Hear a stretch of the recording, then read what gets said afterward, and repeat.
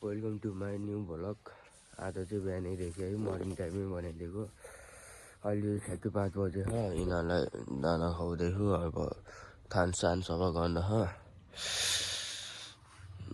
जङ्गल जाला जस्तो थियो, गएन। फोन नि आएन अहिलेसम्म, जाँदैन होला सायद। 7 बज्न लागिसक्यो।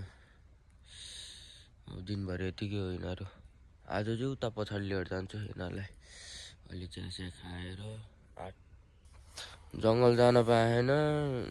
छटपट भएको 3 दिन भयो आज शुद्ध जङ्गल नगएको म चाहिँ। अब भोलि त यसै जान्न, म पठाइ नि जाँदिनँ किनकि साथीको बर्थडे छ, घर जाँदैछु, ढिलो हुन्छ भोलि चाहिँ।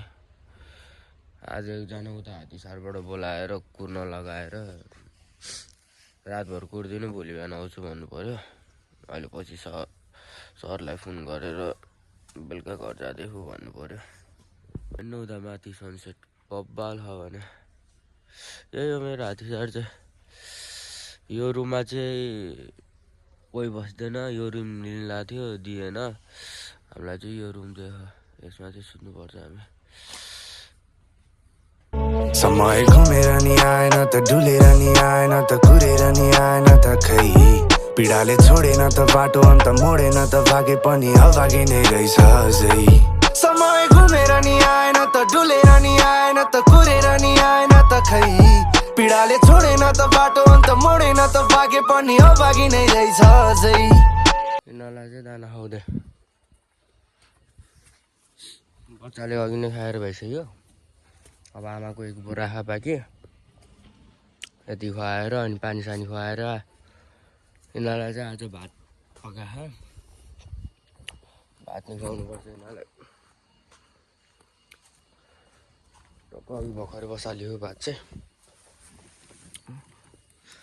दाउरा नपाएर बल्ल तल बाँस चिरेर यसरी पकाइदिनु पर्छ यिनीहरूलाई।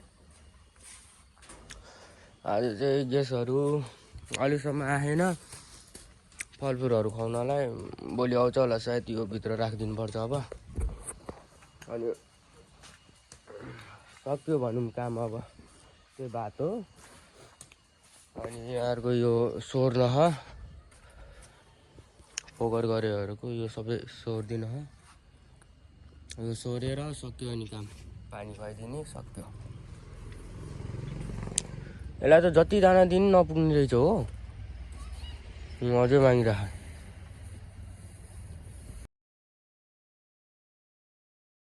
समय घुमेर नि आएन त, डुलेर नि आएन त, कुरेर नि आएन त, खै पीडाले छोडेन त बाटो, अन्त मोडेन त, भागे पनि अभागे नै रहेछ अझै।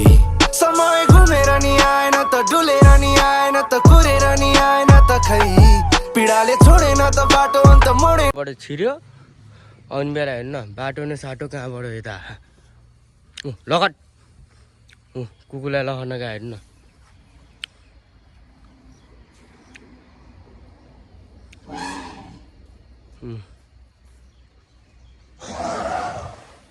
चाहिँ यता बोलाइराख अब।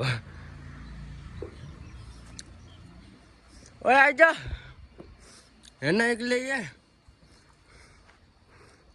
कहाँ गयो त? भित्र कसरी जान्छस् भन् त? अब गेट त खोलिदिनु पर्यो मैले। चल टक्कै यिनीहरूलाई त्यो पराल झाटेको ओछ्याइदियो राति सुत्नलाई अलि न्यानो होस् भनेर। अनि भात खुवाइदिन, भात सेला होला, भात खुवाइदिएर अनि त्यसपछि हात मुख धुनु पर्यो, कपडा सपडा चेन्ज गर्नु पर्यो। अनि त्यसपछि